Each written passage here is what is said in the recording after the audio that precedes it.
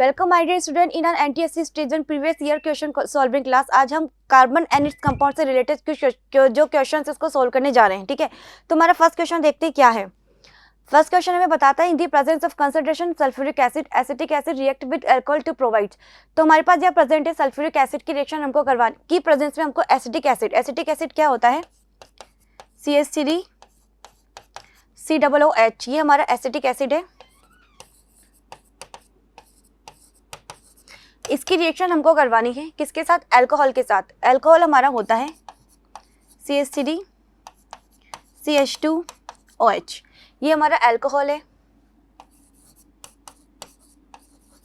ठीक है, इसकी रिएक्शन हम करवाएंगे किसकी प्रेजेंस में, सल्फ्यूरिक एसिड की प्रेजेंस में, H2SO4। इसको मैं ठीक से लिख देती हूँ।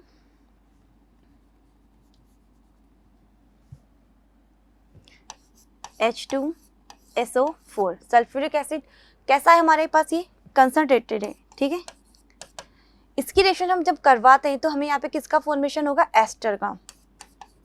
एस्टर का फॉर्मेशन हमें यहाँ पर होगा और ये होगा C2H5। तो हमारी रिएक्शन हो गई और हमें क्या मिल गया, एस्टर। ओके, तो राइट आंसर हमारा होगा सी। क्वेश्चन नंबर 2 की हम बात करें अगर, what is the IUPAC name of the following compound. हमें IUPAC नेम इसका बताना है। सबसे पहले हमें फंक्शनल ग्रुप को पहचान लेना है। फंक्शनल ग्रुप जो हमारा ये पर है, ये हाइड्रोक्सी ग्रुप है। ठीक, हाइड्रोक्सी ग्रुप जब कार्बन चेन के साथ अटैच होता है तो वो अल्कोहलिक ग्रुप में अल्कोहल का फॉर्मेशन करता है। जो अल्कोहल जो होते हैं उसके लिए जो हम यहाँ पर जो सफिक्स यूज करते हैं वो ऑल यूज करते हैं। ठीक है, तो इसके अकॉर्डिंग हम चले यहाँ पे तो कार्बन की 3 चेन है हमारे पास। 3 चेन्स के लिए यूज करते हैं, 3 कार्बन से बनी हुई चेन है, दैट मींस 3 कार्बन है, इसके लिए हम प्रॉप यूज करेंगे। ठीक है, और ये इसके टर्मिनल साइड पे अटैच है, तो यानी कि फर्स्ट पोजीशन पे अटैच है। तो इसके अकॉर्डिंग अगर हम देखें तो हमारा जो यहाँ पे इसका IUPAC नेम जो होगा वो होगा प्रोपेन। हम इसकी यहाँ पर पोजीशन बताएंगे, कौन सी पोजीशन पे, फर्स्ट कार्बन पे टर्मिनल पर यानी कि 1। और जो हाइड्रोक्सी ग्रुप है उसके लिए हम यहाँ पे यूज करेंगे सफिक्स ऑल। तो हमारा आंसर यहाँ पे हो जाएगा प्रोपेन 1 ऑल। ठीक, तो ये हमारा राइट आंसर है। इसके बाद हम देखते हैं question number 2, the action of cleansing of oily dirt by soap is based on. Okay, तो देखो यहाँ पर हमको इस डर्ट से रिलेटेड जो काम होता है सोप का, जो क्लींजिंग रिएक्शन वो करती है, उसको एक बार हम देख लेते हैं। ठीक, हमारे पास यहाँ पे जैसे हमने सोप लिया है C17H35, यानी कि हमने यहाँ पे सोडियम स्टाइरेट लिया है। ठीक है, इस सोडियम स्टीरेट की जब इस रिएक्शन हम करवाएंगे किसके साथ, ऑयल डर्ट के साथ, तो रिएक्शन होगी कैसे। इसकी हम यहाँ पे देखें तो 2 पार्ट्स है। जो कार्बन वाली जो चेन है यहाँ पर ये वाली, ये अगर हम लें, इनको अगर ब्रेक डाउन करवाएं हम, तो ये होती है हाइड्रोफोबिक।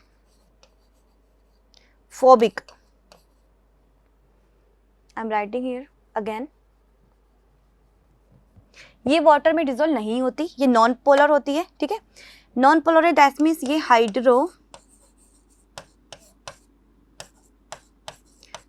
है। और ये कैसी है, नॉन पोलर। ठीक, ये वाटर में डिजोल्व नहीं होगी। दूसरा हमारे पास जो पार्ट है यहाँ पर वो है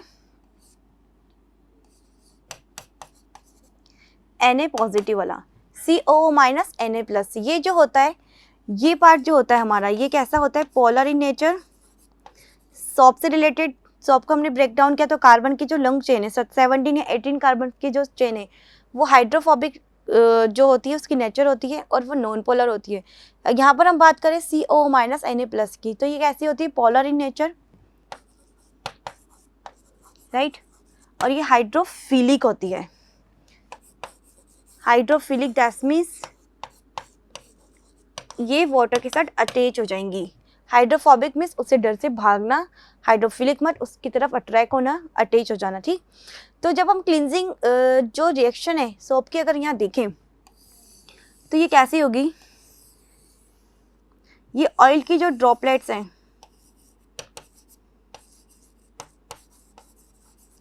ये जनरली वाटर के अंदर सॉल्युबल नहीं होती। दैट मीन्स अगर हम इसको सिंपल वाटर से साफ करने की कोशिश करें तो यहाँ पर ये डर्ट जो है वो निकलने वाली नहीं है। ठीक, यहाँ पर होगा क्या, ये कार्बन की जो चेन है वो इस तरह से ये वाटर के अंदर यहाँ पर ऐसे प्रेजेंट होंगी। या तो ये हमारा कौन सा पार्ट हो गया, हाइड्रोफोबिक पार्ट जो डिजोल्व नहीं होगा।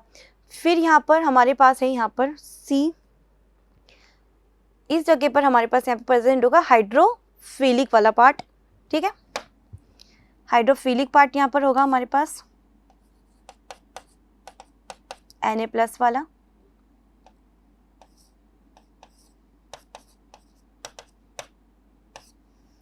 सभी पर सेम, यहाँ पर भी ऐसे ही।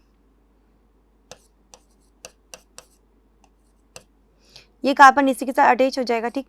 तो हम यहाँ पे बात करेंगे कि ये Na+ है, O-, Na+, ये वाला माइनस, ठीक। तो अब होगा क्या, जो हमारे पास यहाँ पे हाइड्रोफोबिक जो पार्ट है, ठीक है, वो तो वाटर के साथ दूर भागेगा, दैट मींस वाटर में डिजोल्व नहीं होगा, लेकिन किसके साथ डिजोल्व हो जाएगा, ऑयल ड्रॉपलेट्स के साथ। वो क्या करेगा, ये जो हमारा कार्बन वाली जो सीरीज है, ये ऑयल ड्रॉपलेट जो होती है उसको डिजोल्व, उसके साथ डिजोल्व हो जाएगी, दैट मींस उसको ब्रेक डाउन करेगी, ठीक। और यहाँ पर जो हमारा नेगेटिव जो पार्ट है वो कंटिन्यू इसके आसपास यहाँ पे कलेक्ट हो जाता है, जो रेगुलर क्या काम करेगा, इस ड्रॉपलेट्स को यहाँ पे तोड़ने का काम करेगा, बार बार डिजोल्व करने का काम करेगा, छोटे छोटे ड्रॉपलेट्स में चेंज कर देगा। और ये छोटी छोटी जो ड्रॉपलेट्स हैं वो किसके साथ डिजोल्व होती चली जाएंगी, हमारे हाइड्रोफोबिक पार्ट के साथ। तो इस तरह से जो ऑयल और जो डर्ट होती है वो क्लीन होती चली जाएगी, किसके थ्रू, हमारे क्लींजिंग जो रिएक्शन है सोप की, उसके थ्रू, ठीक। तो हम यहाँ पे देखिए, अगर कि जो ऑयल जो होता है, हमें यहाँ पता लगाना है कि उसका जो क्लींजिंग एक्शन है उसके अंदर क्या क्या प्रेजेंस होता है, किस तरह से रिएक्शंस होती है। तो इसके अंदर जो होता है हमारे हाइड्रोफिलिक एंड हाइड्रोफोबिक ग्रुप्स दोनों ही प्रेजेंट होते हैं, उसकी वजह से जो सॉप है वो क्लींजिंग रिएक्शंस कर पाता है, ठीक। तो हमारा आंसर जो होगा वो 3 का होगा, डी। फिर हम बात करते हैं क्वेश्चन नंबर 4 की, which of the following is represented by general formula CnH2n+2O। यहाँ पर हमको पहचाना है कि इस जनरल फॉर्मूले के थ्रू हम कौन है जो दो इस तरीके के जनरल फॉर्मूले को फॉलो करता है। तो दोनों ही हो सकते हैं, अल्कोहल्स भी हो सकते हैं और ईथर्स भी जो हो सकते हैं वो इस तरह के फॉर्मूले को फॉलो करते हैं, ठीक। ईथर एंड अल्कोहल में क्या डिफरेंस होता है कि ये जो ग्रुप होता है ये तो अल्कोहलिक ग्रुप को शो करेगा, और ये जो ग्रुप होता है CHO, ठीक, दैट मीन्स ये और ये वाला जो ग्रुप होता है ये ईथर को शो करता है, दैट मीन्स इस तरह का जो केमिकल फॉर्मूला है वो किसके लिए हो सकता है, अल्कोहल्स के लिए भी हो सकता है और ईथर के लिए भी पॉसिबल है, ठीक है। तो हमारा आंसर हो जाएगा बी। फिर हम देखते हैं हमारा question number 5, which of the following series represented only unsaturated hydrocarbons। yes, तो इस क्वेश्चन को सोल्व करने से पहले हमें यहाँ पता लगाना होगा कि सैचुरेटेड और अनसैचुरेटेड कार्बन की जो सीरीज है वो होती क्या है।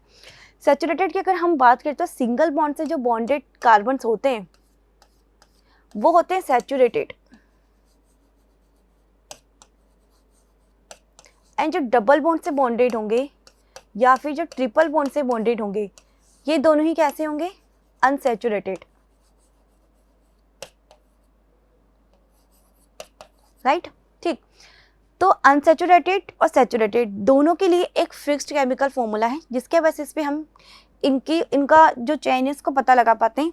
सैचुरेटेड जो होता है इसके लिए जो होती है ये होता है फॉर्मूला CnH2n+2, और अनसैचुरेटेड जो होता है जिसमें हम बात करेंगे डबल बॉन्ड्स के लिए तो ये होती है एल्कीन, ये होता है हमारे एल्केन। डबल बॉन्डेड की अगर हम बात करें तो इनके लिए होता है CnH2n, और ये हमारे होते हैं एल्कीन। और थर्ड नंबर पे होते हैं एल्काइन, इसके लिए होता है CnH2n-2, और ये होंगी एल्काइन, ठीक है।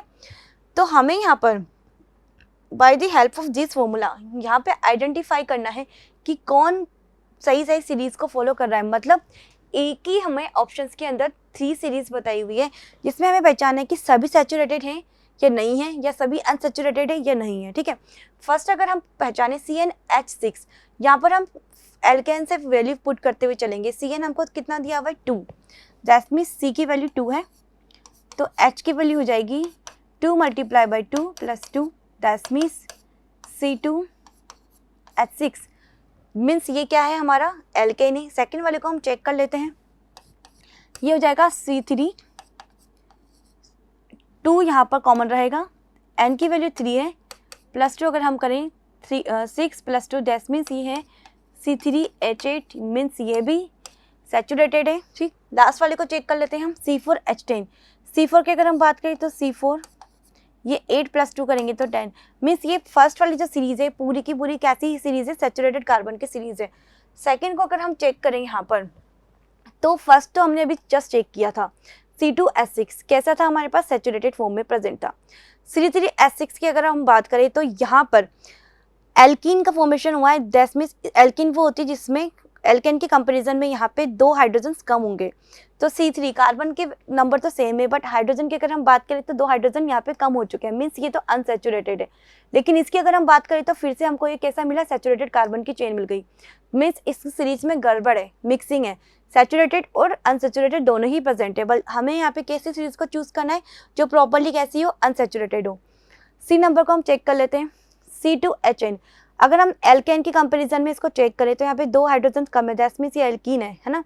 C3H6 की अगर हम बात करें तो अभी हमने जैसे यहाँ पे चेक किया ये एल्कीन है, और C4H6 इसके अंदर और 2 कम हो गए हैं, मीन्स ये कैसी है, एल्काइन। तो ये सभी एल्कीन और एल्काइन जो है ये दोनों किस तरह के चेन को शो करते हैं, अनसैचुरेटेड कार्बन की जो चेन है उसको शो करते हैं। तो हमारा आंसर जो होगा वो सी होगा। इसमें प्रेजेंट सभी जो मॉलिक्यूल्स है, सभी जो कार्बन्स हैं वो कैसे हैं, अनसैचुरेटेड फॉर्म में है ना। तो हमारा आंसर कैसा हो जाएगा, सी। नेक्स्ट क्वेश्चन हम देखते हैं कि which of the following formula represent cycloalkane. Cycloalkenes की अगर हम बात करें तो साइक्लोएल्केन मीन्स जो साइक्लिक सीरीज को शो करता है, जैसे कि C4H10 हो गया, नहीं सॉरी C4H10 नहीं, जिसके अंदर 6 कार्बन्स होंगे, इसको हम रब कर देते हैं। ऐसी सीरीज जिसके अंदर साइक्लो दैट मीन्स 6 कार्बन है ना, और वो हाइड्रोजन के साथ बॉन्डेड है। तो ये हमारा हो गया 1 2 3 4 1 2 3 4 5, ये 6 कार्बन की चेन है, ठीक है, जिसके अंदर हमारे पास यहाँ पे हाइड्रोजन होंगे। तो हमारा आंसर क्या होगा, C6H12, जिसमें से साइक्लोएल्केन है। हमें एल्केन बताना है ना, एल्कीन नहीं बताना, ठीक। तो साइक्लोएल्केन जो होगा वो हमारा कौन सा होगा, C6H12। राइट आंसर हमारा हो जाएगा ए।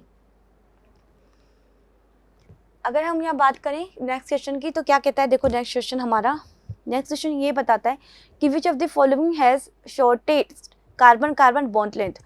यहाँ पर हमको एल्केन, एल्किन और एल्काइन की बात करनी है और पहचान है कि इसमें से कौन एल्कीन है, एल्काइन है। बिकॉज जो एल्केन्स होते हैं मतलब सैचुरेटेड जो कार्बन्स होते हैं उनके बीच की जो बॉन्ड लेंथ होती है, इनकी जो बॉन्ड जो लेंथ है वो कितनी होती है, 1.54 एंगस्ट्रॉन।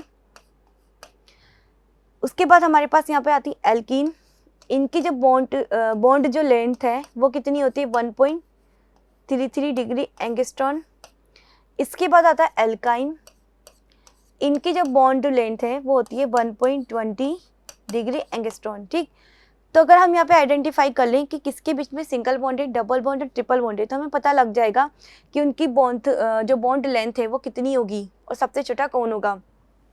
यहाँ पर अगर हम अपना केमिकल फॉर्मूला लगाएं CnH2n+2, उसके बेसिस में यहाँ पे कितने हाइड्रोजन होने चाहिए 2 के साथ, तो C2 × 2 + 2 दैट मीन्स 6 हाइड्रोजन यहाँ पे हमारे पास होने चाहिए थे। बट अगर ये एल्कीन सीरीज होती तो इसके पास 2 हाइड्रोजन जो होते हैं वो कम होते हैं, मीन्स ये होता C2H4, राइट। बट इसके पास 2 और कम है जो कि किस फॉर्मूले से सिमिलर है, CnH2n-2, और ये किसका फॉर्मूला होता है, एल्काइंस का। तो यहाँ पर अगर हम इसको सोल्व करके देखें तो C2H2 × 2 - 2 दैट मीन्स ये हमको मिला C2H2। मीन्स ये जो है फर्स्ट वाला ही हमको आंसर मिल चुका है, ये एल्काइन है और इनकी जो बॉन्ड लेंथ है वो सबसे ज़्यादा कम है। तो हमारा आंसर होगा ए, ये शॉर्टेस्ट होगा सबसे। क्वेश्चन अगर नंबर हम 8 के ऊपर आ चुके हैं, इसमें हमें बताना है कि IUPAC name of the first member of homologous series of ketones is. तो कीटोन्स जो होता है वो तब पॉसिबल है जब यहाँ पे हमारे पास 3 कार्बन हो और जो मिड कार्बन हो वो किससे बॉन्डेड हो, डबल बॉन्ड से ऑक्सीजन से बॉन्डेड हो, ठीक है। तो ये जो फर्स्ट सीरीज होती है कीटोन की वो कहाँ से शुरू होती है, दैट मीन्स प्रोपेनोन ही इनकी जो फैमिली है उसका सबसे फर्स्ट मेंबर है। तो हमारे पास आंसर हो जाएगा D. Question number 9. An alkyne has a 4 member of hydrocarbons atom. What will be the number of carbon atoms in it? हमें यहाँ पर हाइड्रोजन तो 4 दे रखे हैं, हमें पहचानना है कि कार्बन एटम कितनी होंगी. तो हम क्या करेंगे, 1 by 1 जो हमको यहाँ पर ऑप्शंस गिवन है उतने कार्बन एटम्स को हम यहाँ पर उसकी वैल्यू रखते चलेंगे, पता लग जाएगा हमें कि हाइड्रोजन एटम कितनी होना चाहिए. By the helping of R जो हमारे पास जो गिवन फॉर्मूला है कौन सा है, CnH2n + 2 है एक. तो सेकेंड फॉर्मूला कौन सा हमको यहाँ पे मिला हुआ है, CnH2n. दैट मीन्स ये कौन सी सीरीज को बताता है, अनसैचुरेटेड को मिला हुआ है. दैट मीन्स हमको अपने कोर्स में हमने सीखा हुआ है ना, हमें यहाँ तो नहीं गिवन है बट हमने इसको अच्छे से प्रैक्टिस किया हुआ है, सीखा हुआ है. ठीक, थर्ड हमारे पास हो गया CnH2n - 2. ठीक, अगर हम यहाँ बात करें फर्स्ट हमें रखना है 2 कार्बन को रखना है. इस पर अगर हम इसको अप्लाई करें, हमें यहाँ पे साफ साफ दिया हुआ है एल्काइंस. ठीक, तो ये मीन्स हमको इसको भी नहीं रखना, इसको भी नहीं रखना. किससे मतलब है हमको, इस थर्ड वाले नंबर से. तो हमें यहाँ पे CN2 रख के देखते हैं हम. CN2 दैट मीन्स 2 × 2 तो क्या हो जाएगा, C2 2. तो हमारे पास क्या तो कार्बन हमको कार्बन के साथ कितने हाइड्रोजन ऑब्टेन हो रहे, 2. दैट मीन्स ये नहीं हो सकता. हमें यहाँ पे कंडीशन दी हुई कि एल्काइंस है जिसके अंदर हाइड्रोजन कितने हैं, 4 है. तो हम नेक्स्ट आगे बढ़ते हैं, 3 पुट करके देखते हैं कार्बन की वैल्यू. जब हमने कार्बन की वैल्यू 3 पुट करी तो देखिए क्या मिला, C3H2, N की वैल्यू 3 है, -2 C3, 6 - 2 C3H4. तो यस ये हमारा सही आंसर है, बिकॉज इसमें हमें कार्बन को अगर 3 पुट करें हम कार्बन के नंबर को, तो हाइड्रोजन कितने फॉर्म हो रहे हैं, हमें हाइड्रोजन का नंबर 4 मिल गया. तो इसमें C3H4 इसका फॉर्मूला होगा. तो हमारा राइट आंसर होगा B. Question number 10. In saponification process, the fatty acid present in the oils is neutralized by adding. हमें इसमें किससे न्यूट्रलाइज करते हैं, हम इसको सोडियम हाइड्रोक्साइड की प्रेजेंस से हम इसको न्यूट्रलाइज करते हैं सफोनिफिकेशन में. तो राइट आंसर हमारा कास्टिक सोडा, जिसमें सोडियम हाइड्रोक्साइड. नेक्स्ट क्वेश्चन है 11 नंबर क्वेश्चन. इसमें हमें बताया हुआ है कि एसिटिक एसिड जो है with the molecular formula has, इसके अंदर कितने कोवैलेंट बॉन्ड्स होंगे. तो हम इसका फॉर्मूला लिख कर देखते हैं, उसमें कोवैलेंट बॉन्ड को काउंट करेंगे. CH3 एसिटिक एसिड हमको गिवन है यहाँ पे COOH. इसको हम और ज़्यादा ओपन करके देख लेते हैं. ये इसके साथ 3 हाइड्रोजन्स हैं, फिर ये कार्बन से बॉन्डेड है और इस तरह से इसने फॉर्म बनाया. तो ये first, second, third, fourth, fifth, 6 और 7. तो कितने कोवैलेंट बॉन्ड्स हमको यहाँ पे मिल गए, 7 कोवैलेंट बॉन्ड का ये फॉर्मेशन करता है. तो राइट आंसर हमारे पास होगा बी. क्वेश्चन नंबर 12 क्या कहता है, ethanol is made unfit for drinking by adding. Ethanol जो होता है वो ड्रिंकिंग के लिए फिट होता है, बट अगर इसके अंदर हम मैथेनॉल को मिला दें तो मैथेनॉल जो होता है ये टॉक्सिक होता है, इसको हम पी नहीं सकते. तो अगर हम इसको मिला दें तो ये हमारे लिए पीने लायक नहीं बचेगा, दैट मीन्स अनफिट होगा. अगर ये आंखों में चला जाए तो हम अंधे भी हो सकते हैं और इसको पी लिया तो हम मर भी सकते हैं. ठीक है, तो मर भी क्या सकते हैं, डेफिनेटली मर ही जाएंगे. तो 12 का आंसर हमारा होगा सी, मैथेनॉल, जो कि अनफिट होगा इथेनॉल के साथ अगर मिक्स कर दिया जाए तो.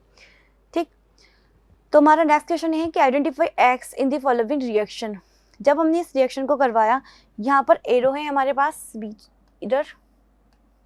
जब हमने इस रिएक्शन को करवाया तो हो क्या रहा है, हमारे पास एक्स का फॉर्मेशन हो रहा है, और ये एक्स जो होगा ये क्या होगा बताओ ज़रा, ये इथीन होगी. दैट मीन्स जब हम इसको हीट कर रहे हैं तो ये CH2 डबल बॉन्ड CH2 में कन्वर्ट हो जाएगा और हमें वाटर का फॉर्मेशन होगा. तो बनने वाला एक्स जो है वो क्या है, इथीन, एल्कीन है ये एक. तो हमारा आंसर होगा सी. क्वेश्चन नंबर 14 क्या कहता है, the first organic compound which was synthesized in the laboratory was, it is so easy, it was urea. ठीक है, तो हमारा आंसर 14 का क्या हो जाएगा, बी, यूरिया. अब हम बात करते हैं क्वेश्चन नंबर 15 की. इसमें हमको कुछ असर्शंस दिए हुए हैं और उनके रिएक्शंस, उनके रिजल्ट्स भी दिए हुए हैं ना. तो हमको देखना है कि कौन सही एक्सप्लेनेशन दे रहा है और कौन नहीं दे रहा है. तो अगर हम इस सारे असर्शंस को पढ़ें तो उसके अकॉर्डिंग अगर हम यहाँ पे पता लगेगा, हमको इससे बताया हुआ है. हमें फर्स्ट क्या कहता है कि ऑप्शन असर्शन क्या दिया हुआ है, graphite is chemically more reactive than diamonds, right. इसका रीज़न उसने दिया है कि diamond is very hard but graphite is very soft. तो केमिकली रिएक्शन का इससे कोई रिलेशन नहीं है कि डायमंड सॉफ्ट है या हार्ड है। इससे केमिकली जो फिजिकल जो प्रॉपर्टीज़ है हार्ड एंड सॉफ्ट होना, उससे इसकी केमिकल प्रॉपर्टी पे कोई इफेक्ट पड़ने वाला नहीं है। तो अगर मैं सारे असर्शंस इसके पढ़ूँ तो उसके एक्सप्लेनेशंस पे भी अगर मैं जाऊँ तो उसके बेसिस पे मुझे सही आंसर क्या मिलेगा, बी। ओके, तो हमारा राइट आंसर है बी। ठीक, क्वेश्चन नंबर 16 ये है कि IUPAC name of isopentane is. Isopentane हमको यहाँ मिला है, आइसो जो सीरीज होती है,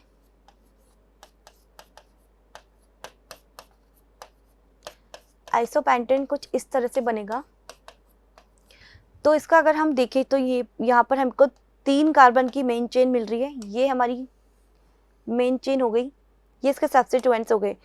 तो फर्स्ट यहाँ से अगर हम नंबरिंग स्टार्ट करें तो 1 2 3, अगर हम सेम यहाँ से 1 करें तभी भी सेम ही होगा। ठीक है, टर्मिनल के दोनों ही बराबर दूरी पर हमको यहाँ पर सबसे नज़दीक सब्स्टिट्यूएंट मिल गए सेकंड नंबर पे। ठीक, तो यहाँ पर हमारा होगा 2 2 डाइमेथिल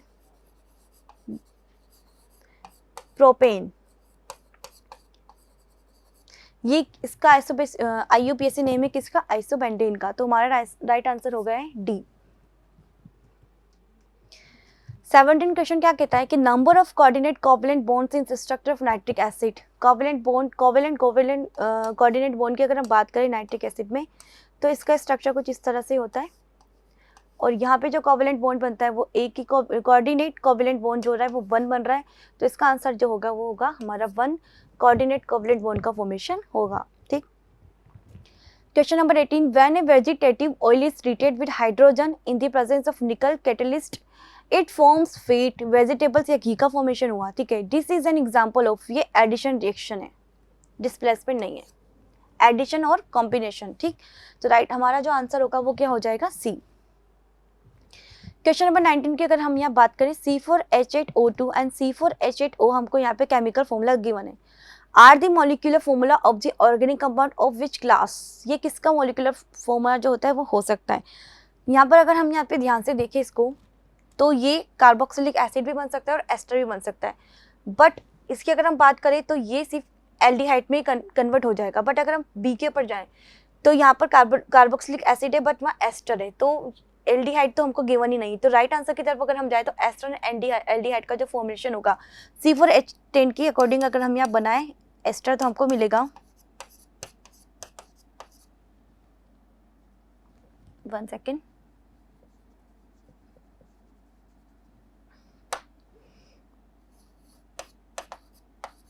ये हमको मिलेगा यहाँ पर। ठीक है, तो ये एस्टर है एंड एल्डिहाइड की अगर हम यहाँ बात करें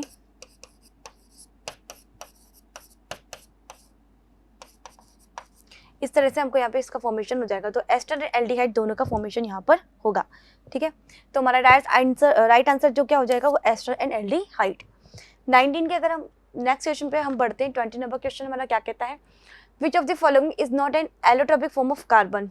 कार्बन की 3 ही एलोट्रोपिक फॉर्म्स होती हैं, कौन कौन सी, तीनों हमको यहाँ पे दिखाई दे रही है, डायमंड्स भी है, ग्रेफाइट्स भी है, फुलरिन्स भी है। दैट मीन्स हमसे पूछा गया था कौन सी एलोट्रोपिक फॉर्म नहीं होगी, बट ऐसा कोई ऑप्शन है ही नहीं। तो हमारा आंसर क्या हो जाएगा, none of these. That means ये तीनों ही क्या हैं, कार्बन्स की एलोट्रोपिक फॉर्म है। ओके, नेक्स्ट क्वेश्चन की तरफ हम आगे बढ़ते हैं। ओके राइट, ये हमारा लास्ट क्वेश्चन था, कार्बन एंड इट्स कंपाउंड से रिलेटेड। इस तरह से हमने एंटी एसिड स्टेज के जो प्रीवियस ईयर क्वेश्चन थे 9th क्लास फिर 10th क्लास से रिलेटेड, वो सारे क्वेश्चन हमने सॉल्व कर लिए हैं। हमारे सारे क्वेश्चन कंप्लीट हो चुके हैं। अब आप इसकी प्रैक्टिस कीजिए, बार बार इसको अच्छे से पढ़िए। प्रोबेबिलिटी है कि हम फ्यूचर में भी इससे रिलेटेड बहुत सारे नए क्वेश्चन लेकर आएँ जिसको हम एंटी एसिड से रिलेटेड क्वेश्चन हों वो, और उसको हम सॉल्व करेंगे। Till then thank you so much.